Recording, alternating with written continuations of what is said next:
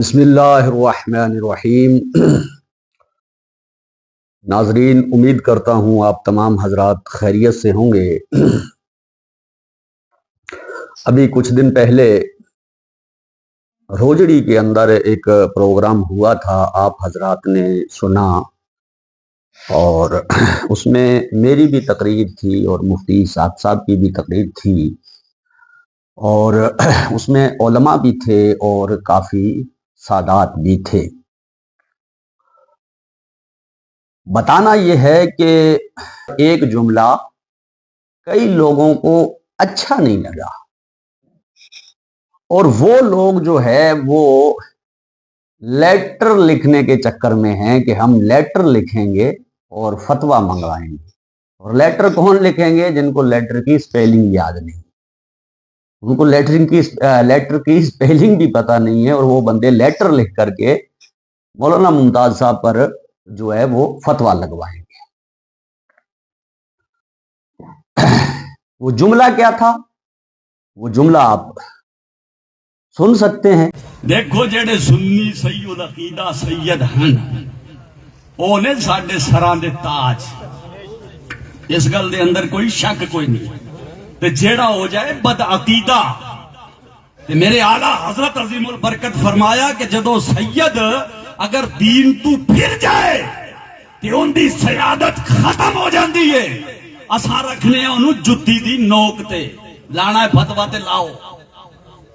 ہاں، جیڑا سنی صحیح العقیدہ ہے وہ ساڈے سراں دا تاج ہے، ساڈی جان ہے۔ یقینی بات ہے آپ نے جملہ سن لیا ہوگا، اور وہ جملہ میں نے واضح طور پر بولا ہے کہ جو سید اہل سنت والجماعت میں سے ہے اور سنی صحیح العقیدہ ہے، وہ ہمارے سر کا تاج ہے۔ اور رہی بات جو اسلام سے پھر گیا ہے، دین سے پھر گیا ہے، تو وہ ہماری جوتیوں کی نوک پر ہے۔ تو اب کئی لوگوں کو جو ہے یہ بات بڑی بری لگی کہ یار حضرت نے یہ کیسے کہہ دیا کہ وہ میری جوتیوں کی نوک پر ہے۔ تو بھائی، جب اسلام سے بندہ پھر گیا ہے تو اس کی برائی نہیں کریں گے تو اور اچھائی کریں گے؟ کیسے لوگوں کی ذہنیت ہو گئی ہے یار! لوگوں نے اپنا دین بنا لیا ہے، اور لوگ جو ہے وہ اپنے دل کی باتیں کر رہے ہیں، اور دل ہی دل میں جو ہے گستاخی کے فتوے دے رہے ہیں کہ نہیں جناب یہ تو گستاخی ہے۔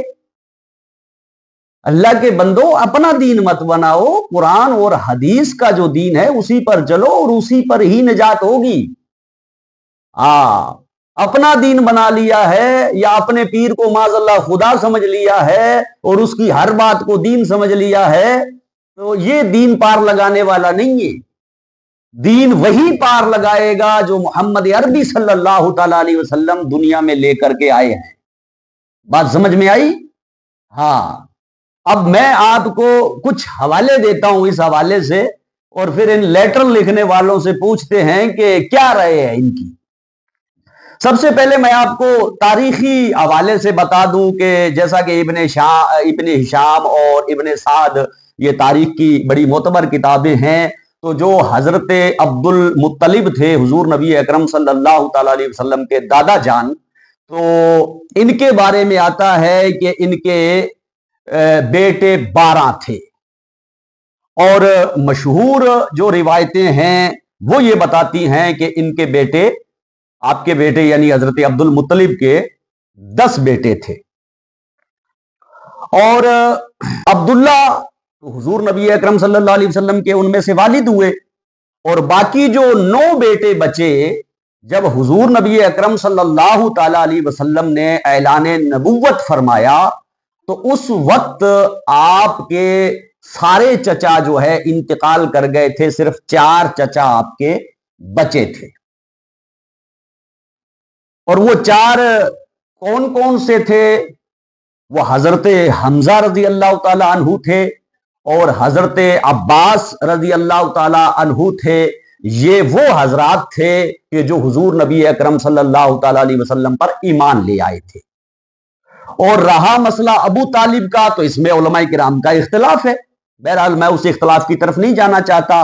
اور رہی بات ابو لہب کی، تو ابو لہب جو حضور کے چچا تھے یہ ایمان نہیں لائے تھے، اور یہ ہمیشہ حضور نبی اکرم صلی اللہ تعالی علیہ وسلم کے دشمن بن کر کے انہوں نے زندگی گزاری ہے۔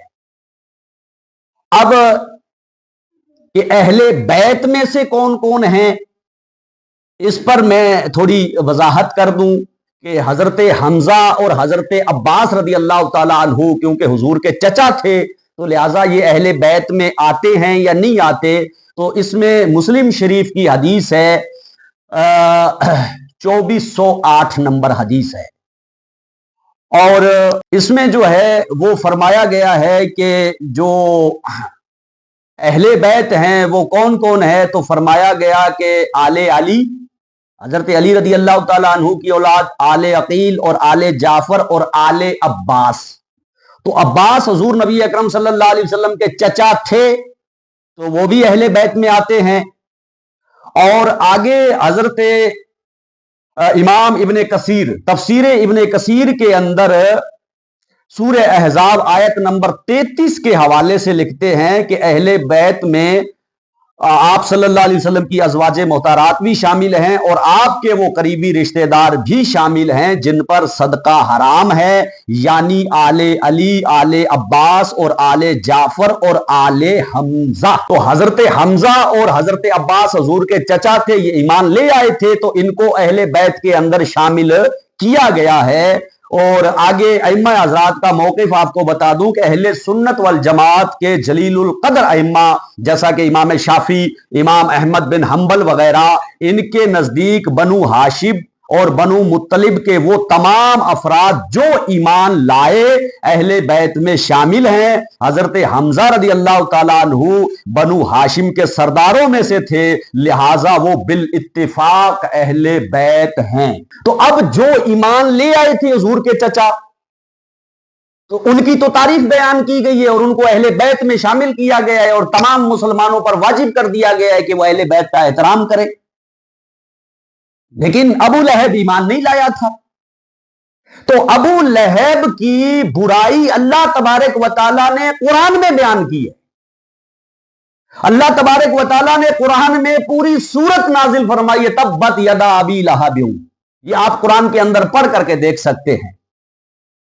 تو اب میں ان فتویٰ بازوں سے یہ پوچھنا چاہتا ہوں کہ ممتاز نے یہ کہا کہ جناب جو ایمان سے خارج ہے تو وہ ہم اس کو جوتیوں کی نوک پر رکھتے ہیں، یہ انہوں نے ایک سادات کی برائی بیان کی ہے، اہل بیت کی برائی بیان کی ہے، لہٰذا ممتاز پر فتویٰ لگنا چاہیے۔ تو میں پوچھتا ہوں کہ ابو لہب جو حضور کے چچا تھے، اگر یہ ایمان لاتے تو یہ بھی اہل بیت میں داخل ہوتے، لیکن ایمان نہیں لائے، ایمان سے پھر گئے، ایمان کو چھوڑ دیا، تو اللہ تبارک و تعالیٰ نے ان کی برائی کو بیان کیا ہے۔ تو لہٰذا جو ایمان نہیں لاتے یا لا کر کے پھر جاتے ہیں اس کی برائی میں نے کی ہے، اور اسی کی برائی اللہ تبارک و تعالیٰ نے قرآن میں بیان کی ہے ابو لہب کی۔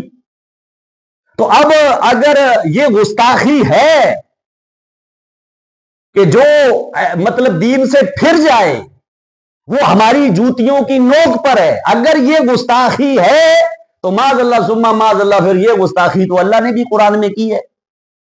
تو اگر ممتاز پر فتویٰ لگتا ہے اس گستاخی کی وجہ سے کہ سید اگرچہ دین سے پھر جائے لیکن ان کو یہ لفظ نہیں بولنے چاہیے تھے، ابے کمڑو، برائی اللہ تبارک و تعالیٰ قرآن میں بیان کر رہا ہے جو ایمان نہیں لایا، تو اگر اس برائی کی وجہ سے مجھ پر فتویٰ لگتا ہے تو اللہ تبارک و تعالیٰ پر کیا فتویٰ لگاؤں گے؟